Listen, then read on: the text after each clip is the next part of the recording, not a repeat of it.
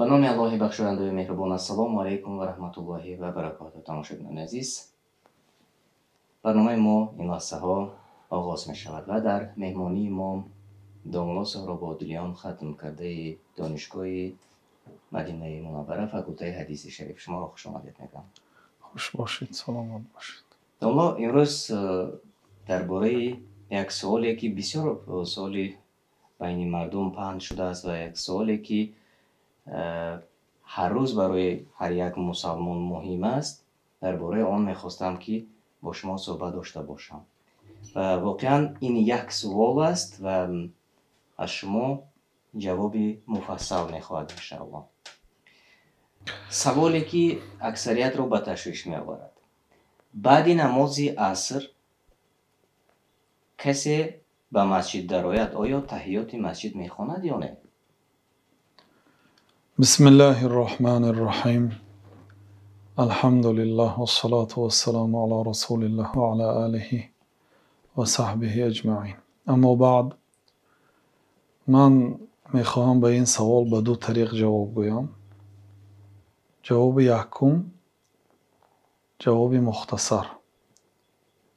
جواب دوم، جواب مفصل. چون نواری که در صحبت گذشته صحبت کردیم کوتاه جواب دادیم و اگر کوتاه جواب دهیم انتقاد میکنند، اگر به تفصیل جواب دهیم هم انتقاد کردند. بنابراین میخواهم به این سوال شما به دو طریق جواب دهیم. یعنی کدام جوابش جواب صحیح است و کدام جوابش جواب خوب است داملا؟ خب، جواب کوتاه این است که کسی بعد نماز عصر و بعد نماز بامداد اگر به مسجد درآید تحیات مسجد نخواند. برای چی؟ برای آنکه پیامبر صلی الله علیه و سلم از نماز خواندن منع کردند. بعد نماز بامداد تا آفتاب برآمدن و بعد نماز عصر تا آفتاب نشستن و این حدیث در صحیح بخاری و مسلم است و این مذهب امام ابو حنیفه و امام مالک و امام احمد است. این جوابی کوتاه است. یعنی بعد از نماز عصر کسی که به مسجد درآمد نماز نخواند. این جوابی کوتاه بود. خیلی که گفتیم مذهب سه امام ها هست: امام مالک و امام احمد و امام ابو حنیفه رحمت الله علیه. یعنی یگان نمودی نماز خوانده نمیشد، حتی نفل، حتی نماز شکرانه، یگان نمودی. اکنون دلیل رو شما با همون جواب وسیعتون میگفتید، برای چی؟ اکنون به همین سوال جوابی وسیع دهیم به قدر امکان.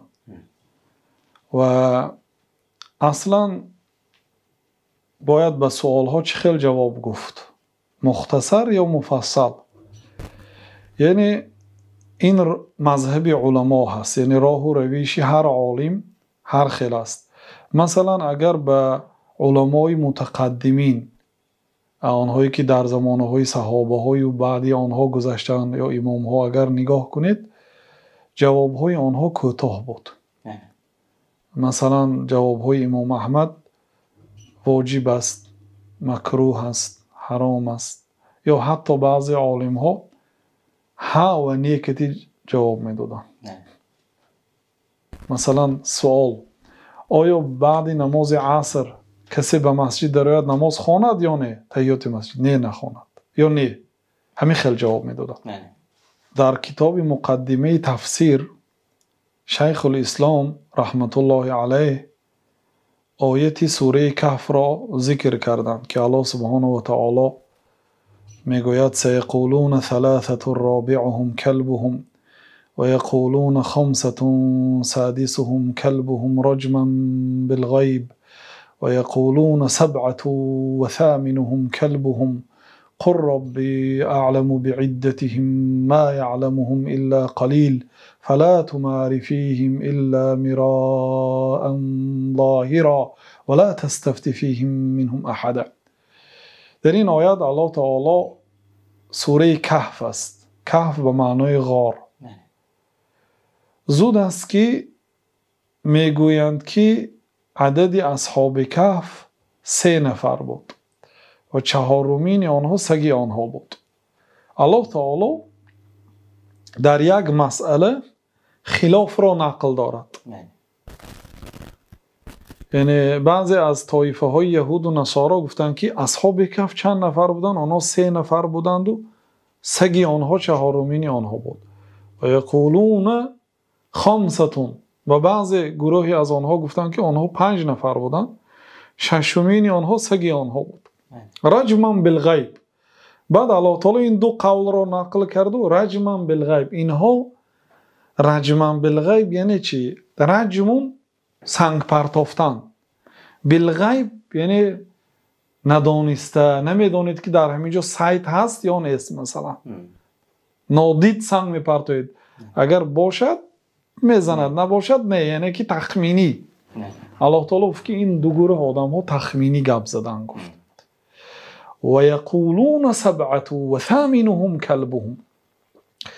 و یه طایفه از اهل علم گفتن که آنها 7 نفر بودند، 8مین آنها سگی آنها بود. سبحان الله. این سگ ببینید در 3 قول سگی آنها ذکر میشد. بنابراین شیخ سعدی رحمت الله علیه در گلستان خود میگویند که با بدان یار گشت همسری لوط، خاندان نبوتش گم شد. سگی اصحاب کهف روز چند، پی نیکان گرفت و مردم شد. یعنی همسری لوط علیه السلام با بدان همنشینی کرد و از خانه پیغمبریش محروم شد. همسری پیغمبر شده واردی دوزخ می شود. آدم ها تمنا میکند همراهی پیغمبر شود. و همسری پیغمبر بود، خیانت به پیغمبر کرد، کافر شد، در دوزخ و خاندان نبوتش گم شد. لیکن سگی اصحاب کهف یک چند روز با آدم های نیک هم نشین شده. ببینه در قرآن ذکرش است. 3 نفر بودن، 4مین آنها سگی آنها بود. 5 نفر بودن، سگی آنها 6مینشان بود. 7 نفر بودن، سگی آنها 8مین آنها بود. خیلی خوب. اگر برگردیم داملا، چه ربط دارد این گفته ها و همین آیات های سوره کهف به تهیه مسجد؟ در مقدمه اصول تفسیر شیخ الاسلام این آیات را آوردند و گفتند که الله تعالی وقتی که درباره یک مسئله که در عاید آن مسئله خلاف است، همه قول ها را نقل کرد. اگر جواب مفصل دادن خواهد مفتی به سوال مردم، باید تمام اقوال را داند. در همین مسئله چند قول هست و قول های باطل را رد کند. خیلی که الله تعالی گفت که رجما بالغیب، یعنی 2 گروه اوله که 3 نفر و 4مین آنها سگی آنها، 5 نفر 6مین آنها سگی آنها را الله تعالی رد کرد. اینا بی دلیل گپ زدن گفت، چون حق یک تا میشد.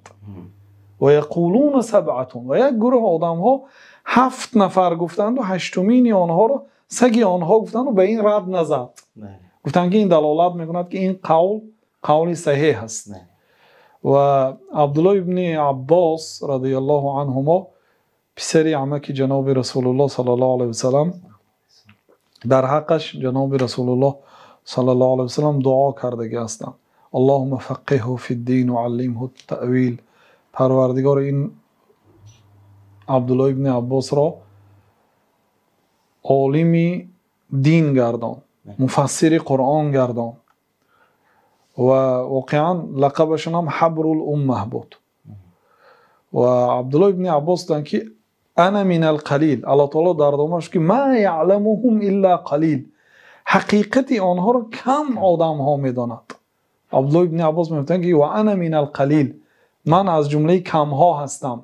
آنها 7 نفر بودند، 8مینشان سگی آنها بود. و یقولون 7 و ثامنهم کلبهم قل ربی اعلم بعدتهم. بگو، در دومش گفت که بگو که پروردگار من دانا هست به عدت آنها، به عدد آنها. بنابراین بعضی علما گفتن که این مستحب است که در آخر فتوا ببینید مفتی همه قول ها رو نقل میکند و قول های خطا رد میزند، قول درست رو به مردم بیان میکند. با وجود همین در آخرش میگوید که قل رب اعلم بعدتهم، پروردگار من داناتر است به عدد آنها. این آداب است که مقصد عجب نکند با خود یا من عالم ترینی مردم فکر نکند، میگوید که رب اعلم بعدتهم. این یک آداب است، پروردگار من به عدد آنها با خبر است. این در آخری فتوا الله اعلم والله تعالی اعلم، الله تعالی با داناتر است گوید. و فوق کل ذی علم علیم در سوره یوسف الله تعالی که در بالای هر یک علمدار علیم هست. علیم صیغه مبالغه عالم. الله تعالی عالم نیست، علیم هست. در یگان جای قرآن الله تعالی عالم ذکر نشده است، هست عالم الغیب و شهاده، عالم غیب و شهادت. یعنی فقط عالم شهادت نه، هم غیب و هم شهادت. علیم صیغه مبالغه عالم، یعنی نهایت علم دار. و فوق کل ذی علم، در بالای هر یک صاحب علم علیم هست، بی نهایت دانشمند الله سبحانه و تعالی. خلاصه در دوامش گوید که الله اعلم گوید قل رب اعلم بعدتهم ما یعلمهم الا قلیل، کم آدم ها میدانند. فلا تمار فیهم الا مراء ظاهرا، در مسئله خلاف ها اگر علم نداشته باشی کشاکشی نکن. این یک معنا. یک معنای دیگه در مسئله هایی که فایده ندارد بحث زیاد نکن، چون همین عددی اصحاب کهف را دانستن چی فایده داره؟ اونو 3 نفر بودن، 5 نفر بودن، 7 نفر بودن، به ما چی؟ اگر دانستن یگان مسئله زیاد نمی کند، عددی آنهای دانستن به یگان حلال و حرام به یگان چیز وابستگی ندارد. یعنی بعضی چیزا مثلا سگی اصحاب کهف رنگش چه خیل بود، فرقش چی رنگش چه خیل بود مثلا. بعضی ها مثلا رنگاش ذکر میکنن، رنگش این خیل بود، رنگش اون خیل بود. یعنی در همین جا یگان فایده ضرور ندارد که ما در زیر همین رنگی سگی اصحاب کهف مسئله ها بیاریم و کشاکشی کنیم و وقت خود صرف کنیم. فلا تماری فیهم الا مراء ظاهرا، یعنی که در مسئله هایی که لا طائل تحته میگن در تکش فایده بسیار نیست، وقتی خود را اسراف نکن. فلا تماری فیهم الا مراء ظاهرا ولا تستفتی فیهم منهم احدا، و در مسئله آنها هر کی رو نپرس میگن. ولا تستفتی فتوا نپرس، منهم فیهم منهم ولا تستفتی فیهم منهم. فیهم یعنی در مسئله اصحاب کهف، منهم از یهود و نصارا نپرس، چون که آنها اهل فتوا نیستن. الکی کتابهاشون تغییر یافت، خیانت به علم کردن، خیانت به کتاب آسمانی کردن، با دست خود کتابهای از آسمان آمده رو تغییر دادن و پیغمبرهایشان خیانت کردن، وصیت‌های موسی و عیسی رو نگرفتن. فلا تماری فیهم الا مراء ظاهرا ولا تستفتی فیهم منهم احدا، از یهود و نصارا فتوا نپرس. یعنی این آیت اگرچه در خصوص آنها نازل شده باشدم، در تفسیرها قاعده هست، بس به سبب نزول نگاه نمیکنیم و به عموم لفظ نگاه میکنیم. العبرت بعموم لفظ لا بخصوص سبب، گفتگی قاعده است. عبرت به عموم لفظ است. الله تعالی گفت که در این مسئله از هر کی فتوا نپرس. کسی که اهل فتوا نیست باید عامی، ببینید این خطاب به عامی هم هست، نپرس از آن آدمی که اعتقاد میکنه که اهل فتوا نیست. خلاصه این آیت تعلیم میدهد که کسی که اگر در یک مسئله فتوا دادنی باشد همه مسئله ها را اول خواند، همه اقوال را بیاید اکنون نباشد گذاریم. برای اون که اگر مثلا 2 قول داند و سیومینش نداند، و بعضی بچه ها جدال میکنن، یکتش مثلا یک قول میگوید، دیگه‌اش یک قول میگوید. برای چی؟ برای اون که اینا یک طرفش شنیدن، اونا یک طرفش شنیدن، ولی با 2 پهلوی دیگه دارد مسئله. کسی اگر ناقص باشد، با تمام پهلوهای مسئله ادراک نداشته باشه، علم نداشته باشد، وقتی که به مردم فتوا میده 2 قول میدونه، در مسئله 3 قول است. شاید که قول راجح قولی سوم قول باشد. همون قول‌ها رو میتوانیم این لحظه ما مفصل برای تماشابین گوییم، چون ما حاضر شاید آنهایی که نوکک پیوست شدند به شنیدن ما شاید الکک گم کردند که ما درباره چی موضوع ما تهیه مسجد بود. بله. و شما این لحظه مثال ها آوردید. بله این تهیات مسجد اکن بله. یک مسئله هست، لیکن این اسلوبی فتوا به تمام یعنی که مسئله ها تطبیق کردن ممکن است. این رو خوب بدانم. اکنون همون حاضر باز اگر برگردیم به تهیات مسجد، یعنی چند قول ها هست یا نه؟ چون امروز ما میبینیم این پوشیده نیست برای همه. امروز هر کسی که به مسجد هرگاهی که در آمد قولی رسول الله صلی الله علیه و سلم رو میبیارد، چون در روز نماز جمعه یک نفری که آمد و نشست گفتند که ای فلانی تو تحیات مسجد را خواندی یا نه؟ نماز بگذار. و آن همان رو دلیل کردند. امروز همه فرق ندارد، بعد از نماز عصر هم میبینند تحیات مسجد میخوانند. بله. اکنون شما گفتید که نه، وقتی که به مسجد در آمدی بعد از نماز عصر جواب کوتاه این است که رکعت تحیات مسجد رو نخوان.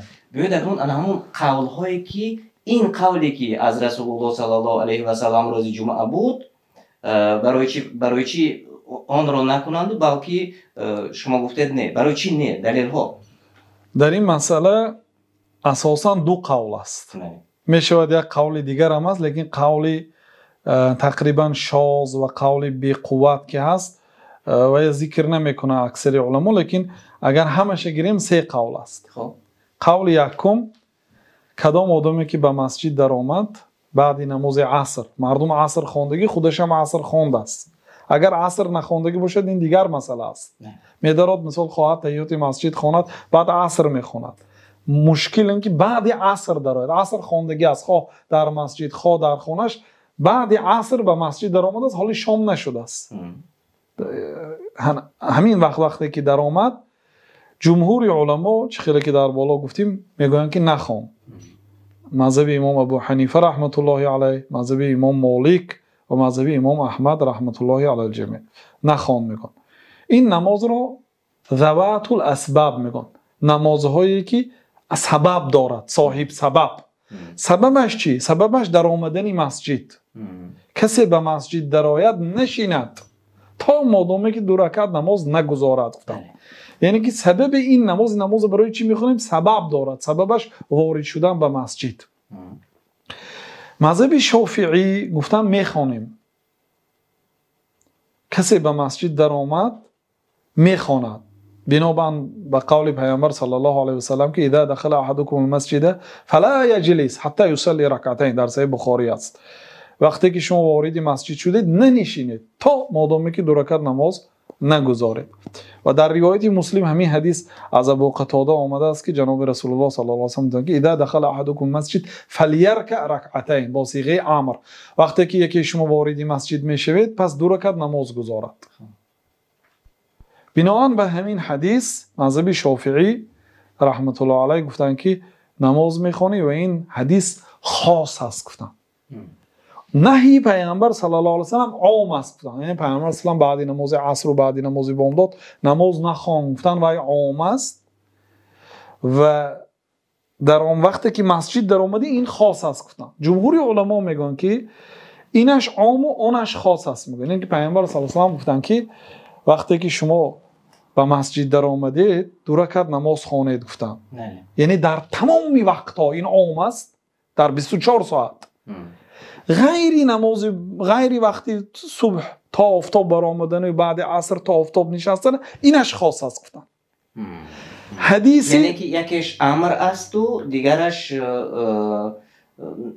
یعنی که نهی است. بله، مثلا گفتم ممکن است که پیامبر صلی الله علیه و سلم از نماز خواندن منع کردن بعد نماز بامداد تا آفتاب برآمدن. بعضی ها بعد نماز بامداد میگن که یعنی که بعد دمیدن صبح، چون که ظاهری حدیث میگه که نهى رسول الله صلی الله علیه و سلم عن الصلاه بعد الصبح حتی تطلع الشمس. جناب رسول الله صلی الله علیه و سلم نهی کردن بعد صبح.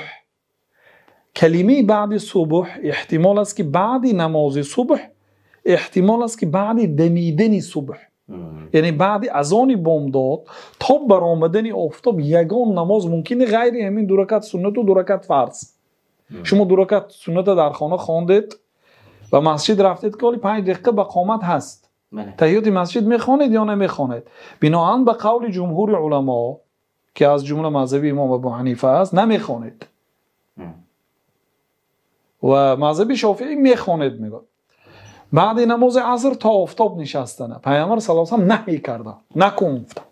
اکنون میگفتید که امام شافعی من کردن امر کردن بالاتر میستد یا اینکه نهی کردن من کردن کدومش اگر عجایبش در این مسئله هر 4 امام ها میگن که اگر نهی پیغمبر صلی الله علیه و سلم و امر پیغمبر صلی الله علیه و سلم در یک وقت تعارض بیاید نهی مقدم است.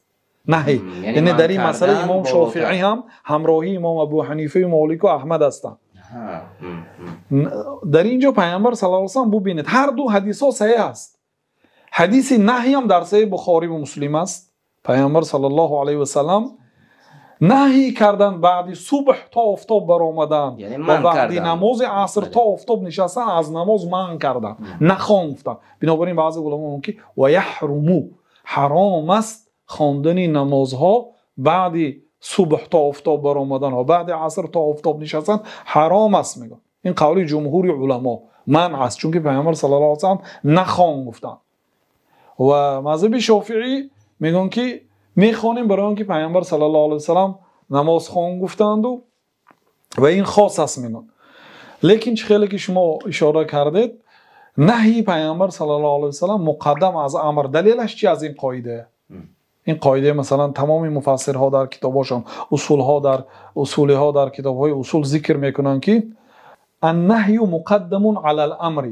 نهی مقدم از امر است. در یک مسئله اگر هم نهی آمده باشد از شریعت خواه در قرآن خواه در سنت هم امر آمده باشد نهی پیش میگیرید. برای چی؟ برای اینکه در صحیح مسلم حدیث ابو هریره است رضی الله عنه گفتن که پیامبر صلی الله علیه و سلم گفتن که اذا امرتکم بشیء فاتوا منه ما استطعتم. اگر من شما را به اجرای یک عمل امر کنم به قدر استطاعت اجرا کنید تا میتونید اجرا کنید. یعنی امر باشد تا قدر امکان میتونید. و اذا نهیتکم عن شیء فاجتنبوه. اگر من شما از یک کار منع کنم اجتناب ورزید نکنید. دعو در بعضی روایات ترکش کنید مطلقا از وی خودداری کنید تا به قدر امکان نگفتن. و بعضی عالم ها غیر 4 مذهب گفتند که عالم های اصول امر مقدم است. گفتند فرمان الله تعالی یا فرمان پیامبر صلی الله علیه و آله از منعشان مقدم. چوه؟ گفتن که چون که اولین گناهی که الله تعالی گناه کرده شد امر الله تعالی اجرا نشد. بعد آنهایی که نهی مقدم است گفتن که کدام امر الله تعالی اول اجرا نشد؟ گفتن که وقتی که شیطان الله تعالی فرشته ها را امر کرد که با آدم علیه السلام سجده کنند شیطان سجده نکرد. یعنی امر الله تعالی اجرا نشد. میگن اولین گناهی که الله تعالی گناه کرده شد. گفتند که نهی مقدم است. گفتند که نه اولین گناهی که الله تعالی گناه کرده شد امرش نافرمانی نشد بلکه نهیش اجرا کرده شد. نکن گفتگیش چی؟ حسد. حضرت آدم وقتی که آفریده شدند شیطان حسد کرد چون که شیطان ابلیس آبرو داشت علم داشت و آدم از ابلیس مرتبهشون بلند شد چون که از جمله فرشته ها و ابلیس را هم الله تعالی امر کرد که با آدم سجده کنه نکرد برای اون که در دلش اول حسد پیدا شد به این نعمت الله تعالی. حسد چی؟ نعمت الله تعالی رو در یک بنده بدیدن. یعنی کاش به همین نعمت رو الله به همین نمیداد از این بدترش کاش به این نداده به من میداد. یا که بعضی موقع بدترش فقط از همین گیرد شد من به نتیدم از این هم گیرد این بدتر است. میگم حسد اولین گناهی که الله تعالی گناه کرده شد حسد است. یعنی نهی الله تعالی اجرا شد. الله از حسد ما رو منع کرد. بعد کبرم نهی است. الله تعالی از کبر از کلانگری منع کرد. یعنی ببینید اول دو گناهی منع کرده الله تعالی صادر شد. اول حسد کرد ابلیس بعد کبر کرد. برای چی سجده نکردی؟ گفت که خلقتنی من نارین و خلقته من طین. مرا از آتش آفریدی او را از خاک آفریدی. در نظر خودش آتش از خاک بهتر است. حالا اون که آتش می سوزاند نیست و نابود میکند، خاک میسبزاند، زیاده میکند. فضیلت های خاک از آتش زیاد است. خلاصه همین یک مسئله رو شما گفتید که یک قسمت علما گفتند که این امر است، یعنی ببینید که یک مسئله است. یک قسمت علما گفتند که امر است، دیگرها گفتند نهی از منکر است. یعنی که در همین جا هم دو خیل چیز کردن همین مسئله رو. اگر از امام ها گیریم، سه امام در یک جانب، امام ابو حنیفه، امام مالک، امام احمد در یک جانب، امام شافعی در یک جانب.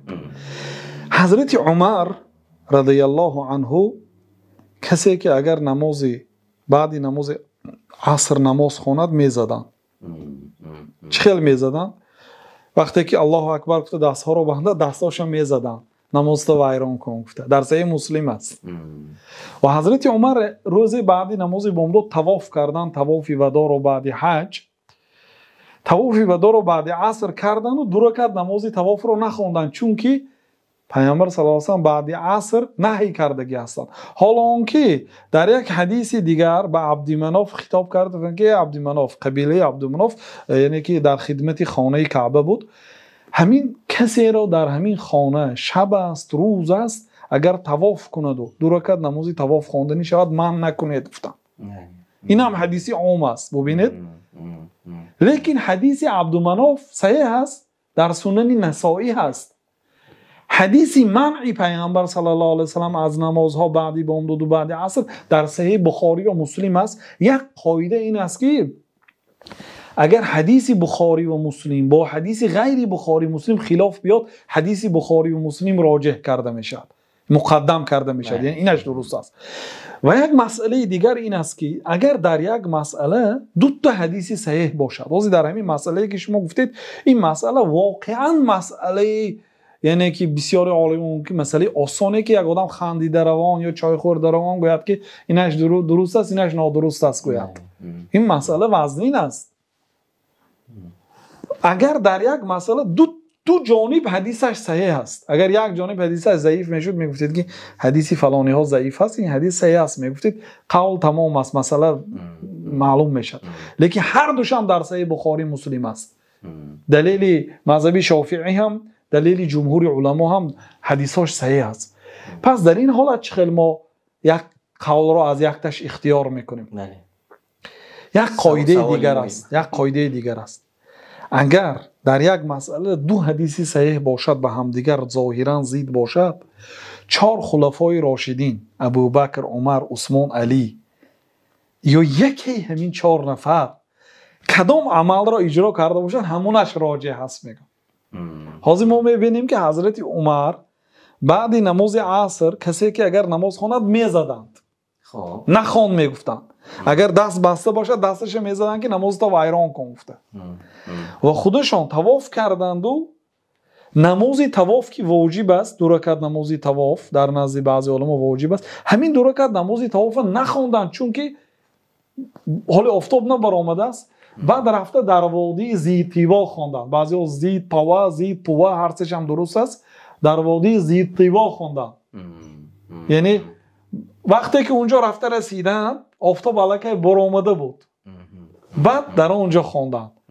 یعنی در این مسئله حضرت عمر که یکی از خلفای راشدین است که سنت آنها برای ما سنت است، جانبی ابو حنیفه مالک و شافعی، ابو حنیفه مالک و احمد هستند، در جانب جمهور هستند. این یک قاعده هست که اگر یکی از خلفای راشدین طرفداری کدام گروه باشد آن گروه وزنی میشد، یعنی دلیل جمهور با قوت است. بله. از این برمیآید که حضرت عمر رضی الله عنه من میکردن و این در شما گفتید که در کجا آمده است همین حدیث؟ در صحیح مسلم. در صحیح مسلم آمده است. خیلی خوب. و در همین مسئله تحیات مسجد یگان حکمتش نیست در کجای آمده است؟ برای چی خواندن ممکن نیست بعد از نماز عصر و یا بعد از نماز بامداد؟ بله. پیامبر صلی الله علیه و سلم اصلا در وقت غروب آفتاب و طلوع آفتاب از نماز خواندن منع کردن. اصل منع اساسا من در عین برآمدن آفتاب و در عین فرآمدن آفتاب آمدگی است. لیکن احتیاطاً برای سد ذریعه میگن، برای پیش راهی این رو گرفتن بر وقتر نهی کرده شد. یعنی مطلق بعد نماز عصر تا آفتاب نشستن و بعد دمیدن صبح صادق تا آفتاب برآمدن، اصلا برای آنکه وقتی که آفتاب میبراید بین دو شاخ شیطان میبراید گفتن. یعنی گویا که به شیطان سجده کرده ایستاده است، مانندی به عبادت کننده های شیطان که در همون وقت عبادت میکردن. ما رو شریعت در چند جایها از مانند شدن به کافرها، از مانند شدن به منافقها، از مانند شدن به شیطانها، مثلا با دست چپ نخور با دستی راست خور. برای چی؟ برای اینکه شیطانها با دستی چپ میخورد، یعنی برای مانند نشدن. یا اینکه مردهای ما رو من کردن که به زنها خودشون مانند نکنن، زنها به مردها مانند نکنن، یا به یک کارهایی که حیوان همون کار رو میکند نکن گفت، برای اینکه به حیوان مانند نشود. یعنی سبب نهی اساسا به عبادت کننده های شیطان یا عبادت کننده های آفتاب برای مانند نشدن در وقت طلوع آفتاب و غروب آفتاب شریعت من کرده است. و این مسئله واقعا مسئله بزرگ است و سببی به علم فقه روی آوردن امام ابن حزم ظاهری هست. ابن حزم 26 ساله بودن، یکی از وزیر بودند، در خانواده شاه و در خانواده صاحب سیاست به دنیا آمدن، یعنی که صاحب وظیفه بودن، وزیر بودن. وقتی که 26 ساله بودن عمکشان از دنیا میگذرد، برادری پدرشان.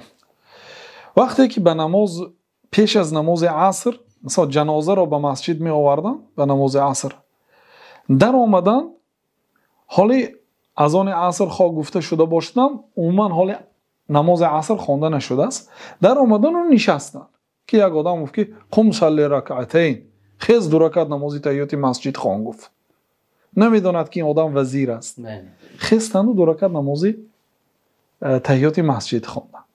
بعد نماز عصر رفتن جنازه رو دفن کردند و آمدن به مسجد در آمده دو رکعت نماز خواندن که یک آدم گفت که ممکن نیست بعد نماز عصر نماز خواندن. پیامبر صلی الله علیه و آله نهی کردن. این امامی که خودشان من کرده بودند، یعنی خواندن نماز تحیات مسجد رو بعد از نماز عصر، یا که مردم اونهایی که در اطرافش بود در همون صف پیش من کردن که آخر نماز نخوان بعد نماز عصر. آخر در جمهور علما در نزد سه مذهب من از خواندنش ممکن نیست. بعد از یک جهت غضب کرد که یک بار در آمد که خیز خوان گفت، یک بار در آمد خواند نخوان گفتن. بعد با همین مسئله سبب شد که روی به علم آوردن. بله علم داشتند و علمی مثلا سیاست داشتن، علمهای دنیا داشتن، علمهای لغت عرب داشتن، علمهای ادب داشتن، شعر داشتن، لیکن علم شریعت نداشتند. در بین این علمها علم شریعت هم هست و یعنی که در علم فقه علال خصوص، یعنی که چینا حتی ببینید چه خیلی خدمت کردن که قولهاشون بعد 4 مذهب ذکر کرده میشد. اگرچه مثلا در بعضی مسائل ها غلط های فاحش کردند، لیکن در بعضی مسائل ها چه خیلی شیخ الاسلام یک سخن های نادر و سخن های بزرگ گفتن. همین حادثه، همین حدیث ها سبب شد که روی به علم آوردن. یکی خوان میگد، یکی نخوان میگد. حاضرم همین چیز در جامعه هست. یک آدم میدارد میخواند، یک آدم نخوان میگد، یک آدم خوان میگد. ببینید امام مالک رحمت الله علیه نهی میکردن، یعنی مانند امام ابو حنیفه بعد نماز عصر و بعد بامداد مطلقی نمازها رو منع میکردن. روزی در آمدند و نماز خواندن که نشستن که یک کودک گفت که ابو عبدالله خیز دو رکعت نماز خوان گفت تحیات مسجد را، خیستند و خواندن. بعد مردم حیران شدن، خود امام مالک همه رو منع میکرد، خودش میخواند، خودش اکنون نازی خواند. گفته وقتی که پرسیدن واقعا عالم کی بودن، گفتن که من قول الله تعالی رو به خاطر آوردم و اذا قیل لهم ارکعوا لا یرکعون.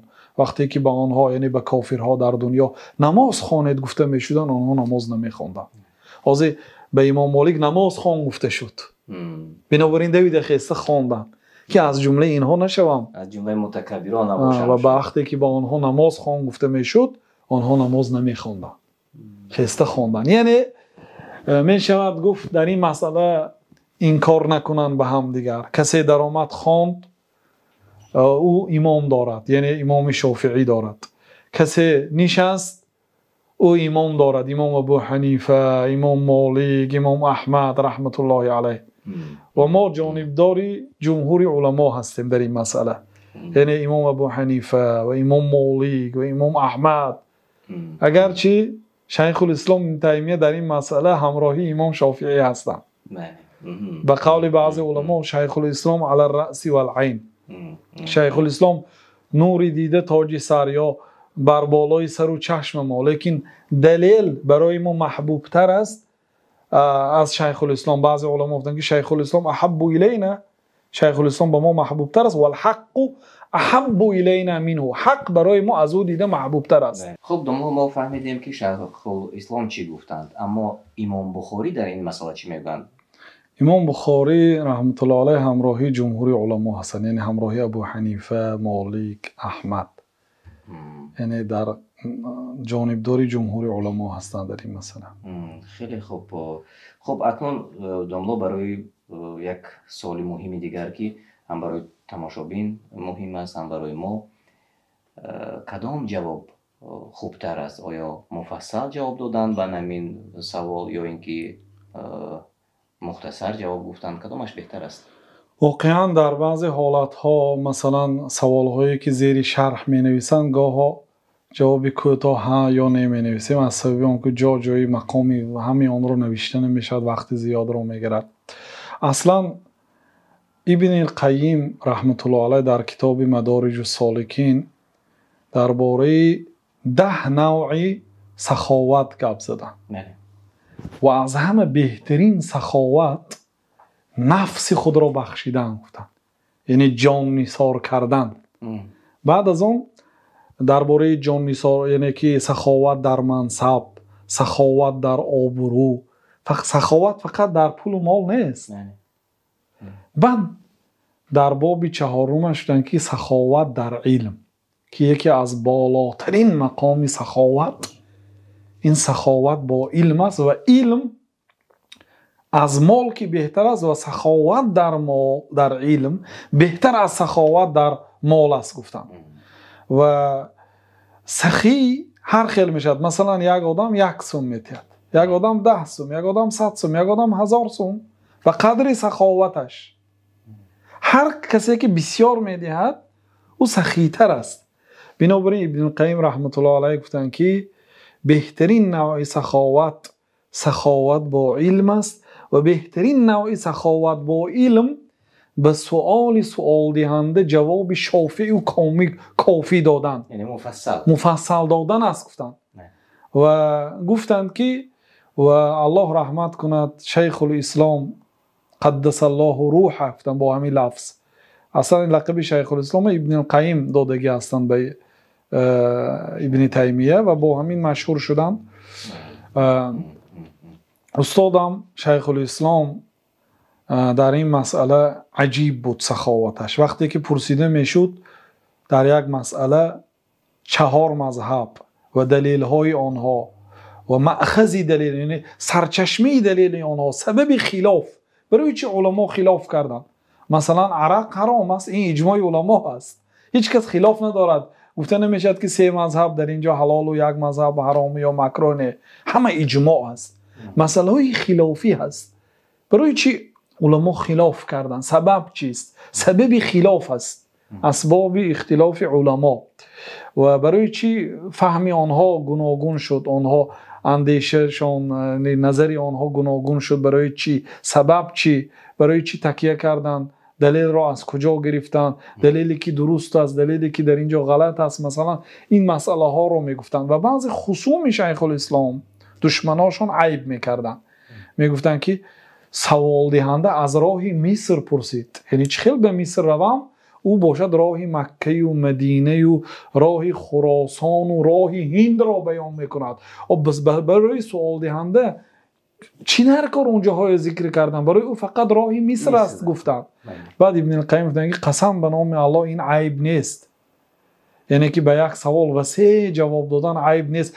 گاه پرسنده خرسندتر میشد از آن متعلقاتی که متعلقاتی مسئله رو ذکر میکردن، یعنی الاشباه و النظائر میگن مانندهای همین مسئله به چی دخالت دارد و شخص سوال دهنده گاه خرسند میشد از این فایده هایی که از این اطراف برداشت کرد. و اگر به سنت پیغمبر صلی الله علیه و سلم نظر کنیم جواب پیغمبر صلی الله علیه و سلم همین گونه بود.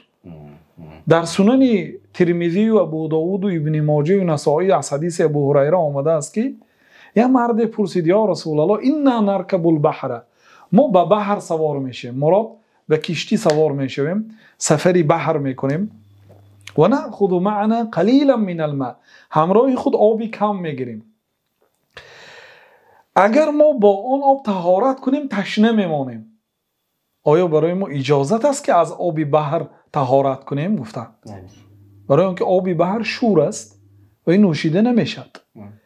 آبی که همراهشان گرفتن کم است، اگر با این آب طهارت کنن تشنه میمونه، بنابراین این آب ما می نوشیم و از آب بحر آیا طهارت کنیم؟ سوال. پیامبر صلی الله علیه و آله ها میگفتن فقط یک مسئله حل میشد، یعنی از آب بحر طهارت کردن ممکن است. پیامبر صلی الله علیه و آله چی گفتن؟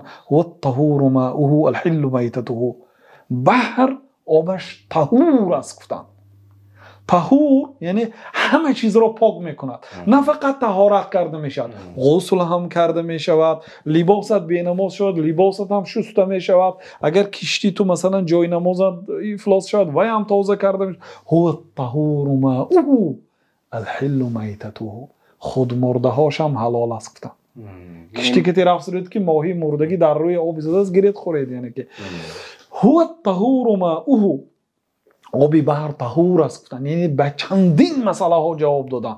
هم طهارت کن میگفتن، یک مسئله فقط میفهمونن هو الطهور ماؤه الحل میتته، خود مرده هاش هم حلال است. او سوال دهنده اینه نپرسید کو، یعنی که پیغمبر صلی الله علیه و سلم عاقل ترین مردی روی دنیا علی الاطلاق، آدمی بیفهم به سوالی که داده نشد جواب میگفت.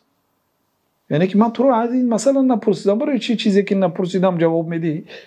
آدمی با عقل به سوال جوابی کافی و شافی و درست و بیرون از موضوع نمیدهد.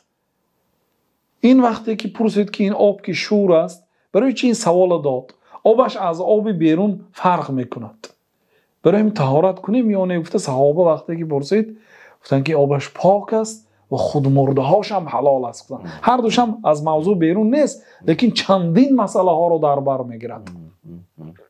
دو دهن کلمه است، هو الطهور ماؤه، آبی بحر پاک است، غسل کردن ممکن است، لباس شستن ممکن است، حتی اگر شمشیرش آدم خون آلود شد خون نجاست است، برای پاک کردن شمشیر با آب میشود پاک کنید. یک چند مسئله ها رو در بر میگیرد. خود مرده هاش حلال که گفتن چندین نوعهای حیوانات آبی هست، اگر رفت خود مرده باشد، یعنی ذبح کردگی، ماهی ذبح کرده نمیشد، خود مرده هاش حلال است که گفتن بسیار مسئله های در دو جمله جواب دادن.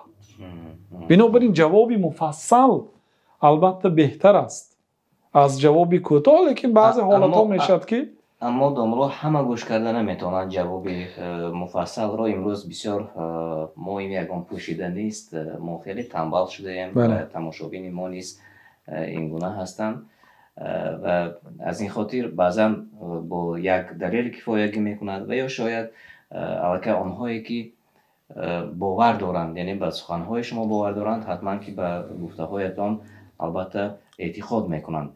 و در نهایت دوم یک چیز مهم دیگر به آنهایی که یکم سختگیر هستند و چون موضوع ما موضوع تحیات مسجد بود، وقتی که به مسجد می‌درآیند و گاهی میشود که با سختگیری میگویند، میگن چرا تحیات مسجد رو نخواندی، یعنی سختگیری میکنند. یا اینکه بعضی دیگر اگر که از طرف جمهوری علما باشند میگن تو برای چی تحیات مسجد میخوانی نخوان، یعنی با سختگیری میگن.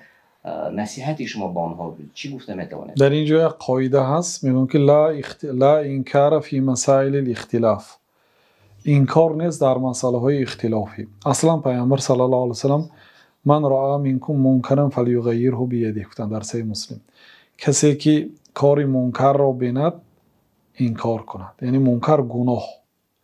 در این مسئله واقعا اختلاف است. در یک طرف مثلا امام ابو حنیفه و مالک و احمد هستند، در طرف دیگر امام شافعی و شیخ الاسلام و ابن القیم و دیگر علما هستند و هر دوشون حدیثی صحیح است، هر دوشون تکیه‌گاهشون حدیثی صحیح است. و عجایبش یعنی در این مسئله نصیحتی ما همین است که کسی به کسی کار نگیرد. و ابن حزم عموما مذهب ظاهری ها یک عجایب سخن کردن، گفته بودیم در ابتدا که در این مسئله دو قولی مشهور است و یک قول است که قول شاذ است، ندرا به مسجد. این یک قول در همین وقت به مسجد ندرا گفتن. برای چی؟ درای مشکل است. در اومدی اگر نشینی مشکل است. مذهب شافعی میگه که خیز اول نماز خوان میگه. نشینی مشکل است، نماز خونی مشکل است. نماز خونی سه مذهب نماز نخوان میگه. خوانید نخوانده شینید مذهب شافعی خیز خوان میگه. برای همین ندرا گفتن. و یک قول در مذهب ظاهری این است که نشینو چی کن یا باش کن گفتن، یعنی تکیه زن. و این قول غلط خطا هست، برای آنکه مادامی که نشستن منع است، تکیه کردن من باب اولا منع است. اصلا معنای تحیات مسجد این حق مسجد است.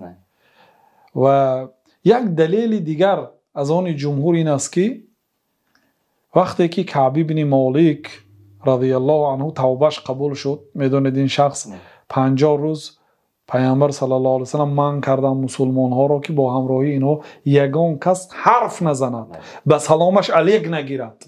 اینا میگن ما مانند یک شتوری که به پوستش بیماری آمده است، بیماری گذرنده، شتوری پوستش بیماری گذرنده شد، آدم‌ها با سنگ میزدن که به شتورهای ما آمده نرسد تا اینکه بیماریش نگذرد. شتوری اجرب، مانند شتوری اجرب در کوچه ها میگشتیم. الله تعالی وصف کرد آنها را که ضاقت علیهم الارض بما رحبت و ضاقت علیهم انفسهم. زمین با وجودی وسیعیش برای آنها تنگی کرد. آنها در زندان نبودن، لیکن از زندان بدتر بودن. در زندان 1000 آدم است، شاید صحبت میکنه، دلبرداری میکند کسی آنها. اینها رو در کوچه میگشتن، کسی دلبرداری نمیگه، کسی همراهش حرف نمیزد. ضاقت علیهم الارض بما رحبت، زمین با وجودی وسیعیش برای اینها تنگی کرد. و ضاقت علیهم انفسهم، حتی نفس هاشون هم برای خودشون تنگی کرد. بسیار در حالتی وزنی قرار داشتن. بعد 50 روز الله تعالی آیات نازل کرد که وعلى الثلاثة الذين خلفوا حتى اذا ضاقت عليهم الارض بما رحبت. خلاصه در این آیات سوره توبه الله تعالی بعد 50 روز گناه اینها را بخشید و توبه آنها را قبول کرد. بعد پیامبر صلی الله علیه و سلم نماز بامداد خواندند و روی به مردم آوردند. بعد اینکه استغفر الله استغفر الله استغفر الله اللهم انت السلام و منک السلام تبارک یا ذا الجلال و الاکرام میگفتن، به مردم روی می آوردند. روی آوردند و گفتند که کعب بن مالک را خوش خبر دهید تا الله تعالی توبه آنها را قبول کرد. در مسئله حدیث کعب بن مالک در صحیح بخاری حدیثی دراز است، یک موضوع وسیع.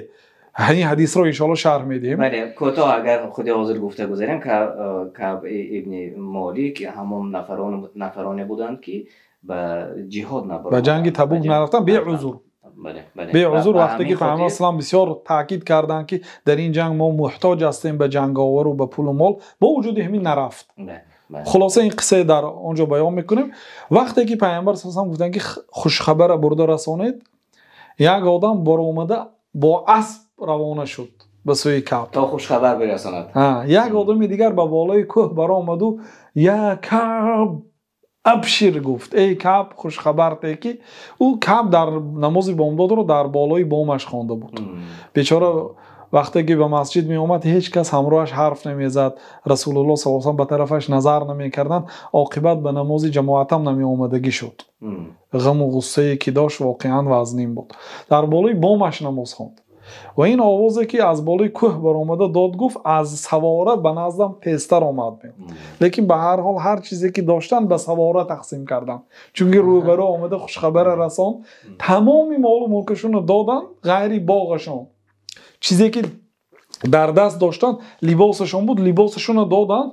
بعد لباس دیگر کسی آریه گرفتن، داده ایست گفتن من پوشیده به مسجد روم، پوشیدن و اومدن به مسجد و پیامبر صلی الله علیه و سلم ذکر دارن، سبحان الله گفتن، الحمدلله، الله اکبر، دیگر ذکرها رو گفته. بعدی بامداد عادتا می نشستن ذکرها رو میکردن و گاه به سوال دهنده های مسجد جواب میدادن، گاه تعبیر خوابی کسی را تعبیر میکردن. همین حالت بود که کعب بن مالک از در مسجد در آمد. این حدیث در صحیح بخاری است.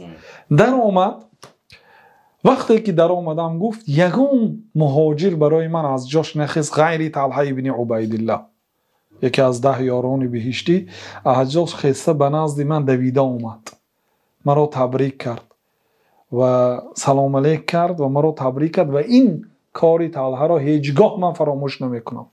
گفتن یعنی به تفصیل بیان کرده شدن چه حادثه ها شده است. بعد از آن به پیغمبر صلی الله علیه و سلم روی آوردم که رویشان مانند ماه می درخشید و اگر خبری خوش یا خرسند شوند روشان گویا که مانند یک قطعه قمر ماه باشد. بعد وقتی که به نزد رسول الله صلی الله علیه و سلم نزدیک شدم گفتند که ابشر بخیر یوم منذ ولدتک امک، خوش خبر ده به بهترین روزی که مادرت تو رو تولد کرده است. یعنی از روزی که مادرت تو رو تولد کرده است تا امروز به بهترین روز تو رو تبریک میگویم. امروز بهترین روزش. حتی جلست بین یدیه، حتی آمده به نزد پیامبر صلی الله علیه و سلم نشستم. نماز تحیات نخواند. و اگر در مسجد پیامبر صلی الله علیه و سلم نشسته باشند، اول به پیغمبر صلی الله علیه و سلم سلام میدهیم یا اول تحیات مسجد میخونیم؟ اول تحیات مسجد میخونیم.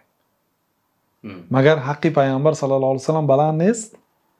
برای چی اول به پیغمبر صلی الله علیه و سلم سلام نمیدیم؟ این اعرابی یا بادیه نشین در صحیح بخاری و مسلم است، در اومد به مسجد رسول الله صلی الله علیه و سلم و رسول الله صلی الله علیه و سلم رو دید و اول 2 رکعت نماز تحیات مسجد خواند. سپس آمد و به پیامبر صلی الله علیه و سلم سلام داد. پیامبر علیه السلام به سلامش علیک گرفتن. ثانی گفتن که ارجع فصلی فانک لم تصلی، رو نماز خوان که تو نماز نخواندی. گفتن رفت 2 رکعت نماز خوند، گشته آمده سلام داد، علیک گرفتن گفتن که رو نماز خوان تو نماز نخواندی. 3 مرتبه تکرار کردن. بعد گفت که یا رسول الله پدر و مادرم فدای شما بود، من از این دیده دیگر زیباتر نماز خواندن نمیتونم، من همین قدر میتونم. بعد پیامبر صلی الله علیه و سلم از طهارت شروع تا سلام نماز رو برایش تعلیم دادن. در همین حدیث پیامبر صلی الله علیه و سلم انکار نکردن، نگفتن که تو اول باید به من سلام دهی بعد تحیات مسجد خوانی، نگفتن. و سپس تحیات مسجد حق صاحب مسجد، مسجد از آن کی است؟ و ان المساجد لله، مسجد ها از آن الله است. تحیات مسجد یعنی دادن حق صاحب مسجد، یعنی 2 رکعت نماز. حق الله از حق پیامبر صلی الله علیه و سلم بهتر است. بنابراین و کعب بن مالک باید اول تحیات مسجد میخوند.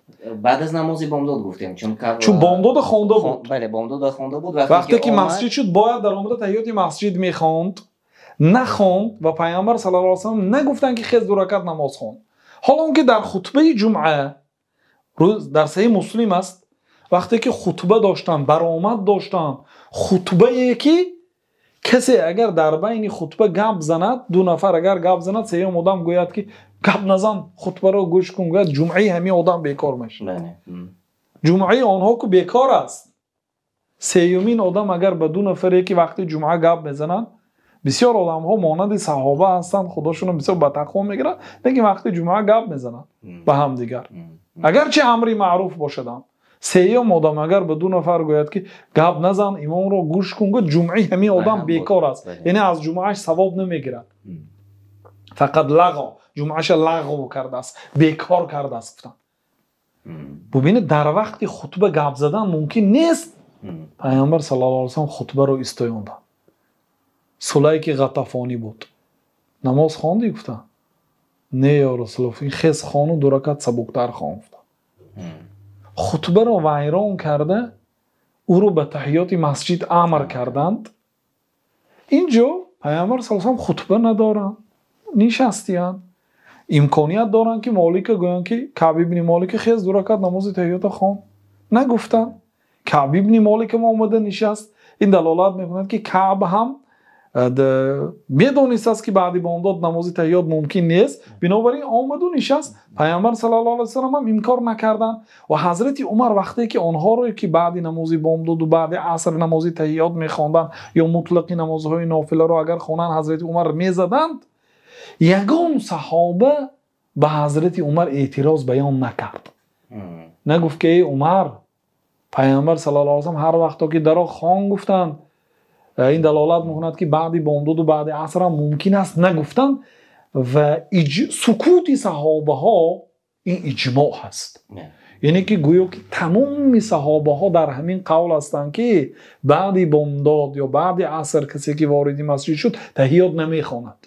چون که عمر میزدن کسی گپ نمیزد، نه تا از ترس عمر، چون که صحابه ها لا یأخذهم فی الله لومة لائم، در راه الله تعالی از ملامت کننده نمی ترسیدن. یک آدم خست و عمر گفت و حضرت عمر خطبه داشتن برای چی ما فقط ازار داریم تو هم ازار و هم ریدا داری. گفت ازار یعنی پارچه لباسی که به عضو پایانی پیچانیده میشه، چه خیلی که حاجی ها میدونن، و ریداش اونه که به بالای بدن. حضرت عمر هر دوشه داشتن، اون آدم یک تا داشت. خست و گفت که برای چی ما یک تا داریم تو دو تا داری. مقصد یک لباس آمده بود، حضرت عمر به همه یکتاگی تقسیم کرده بودن. یعنی که گویا به خودشون دو تا گرفتیان از پولی دولت. پادشاه خلیفه هستن. آن مسلمانان که میری کردن در امیری هم فقیری کردن. اونو فکر کرد که حضرت عمر برای خودش دو تا گرفتن. بعد گفت که برای چی تو دو تا داری؟ حضرت عمر گفتن که عبدالله ابن عمر خیس بچه شونه گپ زد. گفت که من حق خودم رو به پدرم دادم. گفت یعنی که این حقی من بود، تقسیمات به من شروع، من به پدرم تحفه کردم که این خیلی باشد مایلش بودش. یعنی که در راه الله تعالی اونها از عمر نمیترسیدن که عمر برای چی من میکنی از تحیات مسجد. گفته میتونستن. یگان صحابه به حضرت عمر این کار نکرد و این دلالت میکند که این اجماع بود میکن. این دلیلی به قوت است. من فکر میکنم که همه فهمیدن، چون واقعا مفصل شد. و یک چیزی دیگر بازم با وقتی که تحیات مسجد را، یعنی تحیات مسجد را در دیگر وقتها میخونند، در وقتهایی که اجازت شده است داخل مسجد شدند، و همین حکم تحیات مسجد چگونه است؟ یعنی که مثلا هم سنت را خوانند، اول تحیات مسجد را خوانند و بعد از آن سنت را خوانند، یا اینکه اول تحیات مسجد را خوانند و بعد از آن فرض که شد فرض را خوانند. یعنی همین حکمش چخیل است؟ اصلا حکم تحیات مسجد در نزد جمهور علما و میشد گفت جماهیر علما نافله است، یعنی مستحب است. این امام ابو حنیفه، مالک، شافعی، احمد همه میگوید که چی است؟ نماز تحیات مسجد حکمش سنت است. مذهب داوود ظاهری واجب است میگن. قول صحیح واجب نیست، برای آنکه در صحیح بخاری و مسلم ثابت است که پیامبر صلی الله علیه و سلم گفتند که الله تعالی 5 وقت نمازها را به ما فرض کرد، یعنی 2 رکعت فرض بامداد، 4 رکعت فرض پیشین، 4 رکعت فرض عصر، 3 رکعت فرض شام، 4 رکعت فرض خفتن. به یک شخص گفتن، او گفت که والله لا ازید علی هذا ولا انقص، قسم به نام الله تعالی من زیادم نمیکنم به همین فرض های الله تعالی، کمم نمیکنم، من زیادم نمیکنم. درباره زکات هم گفتن، زکات فرض است، صدقه های نافله سنت است. فقط فرضش گفتن. رمضان هم روزه فقط رمضان فرض، خلاص دیگه یگان روز فرض نیست. روزه داشت پنجشنبه دوشنبه فرض نیست، سنت است. روزهای عاشورا و این روزها همش سنت است، فرض نیست. اون آدم گفت که من فقط فرض اجرا میکنم و زیادم نمیکنم کمم نمیکنم. گفت هل علی غیرها، گفت با یک سوال دیگه داد، غیر همین فرض ها بر ذمه من با یگان فرض هست؟ گون لا گفتن نیست گفتن ثانی گفت که این خیلی باشد زیاد هم نمیکنم کم هم نمیکنم گفت که گفتن که افلح این صدق نجات یافت اگر راست گفته باشد گفتن یعنی که فرض خودش معلوم است این فرض هایی که نامبر کردیم اینا فرض است غیر اینها دیگر همش علاقه سنت و نافله است و تحیات مسجد هم نافله است یعنی که اگر سنت رو که خواند از گردنش خلاص وقتی که به مسجد در آمدید خواه سنت خواه فرض خواه مخصوص تحیات مسجد عمومی 2 رکعت نماز خوانید از ذمتان ساقط میشه چون که حدیث میگوید که اذا دخل احدكم المسجد فلا يجلس حتی یصلی رکعتین یکی شما اگر وارد مسجد شود نشیند تا مادامی که 2 رکعت نماز نخواند کدام 2 رکعت نماز فرقش نه در آمدید که قامتی بامداد گفته شد و فرض شما همراهی مردم به نماز فرض ایستادید شما تحیات مسجد هم به جا آوردید یا در آمدید 2 رکعت سنتی بامداد خواندید شما هم تحیات مسجد به جا آوردید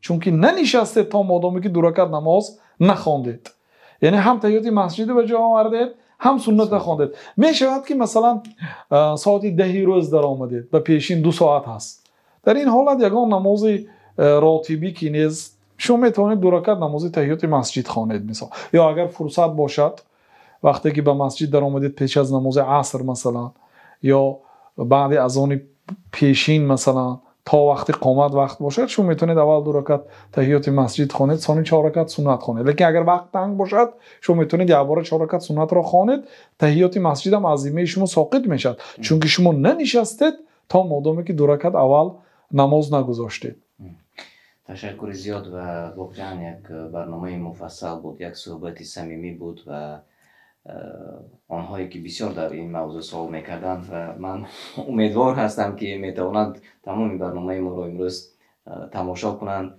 و واقعا به سوال خود جوابی پوره و مفصل خواهند گرفت. یک بار دیگر من شما را خوش آمدید میگویم و بار دیگر تکرار میکنم در آخر در مهمانی امروزی برنامه ما دامنو سهرابادیان ختم کرده دانشگاه مدینه منوره فاکولته حدیثی شریف بودند و شما را یک بار دیگر خوش آمدید میگویم و خیر سلامت باشه الله تعالی در حفظش نگاه دارد. السلام علیکم و رحمت الله و برکاته.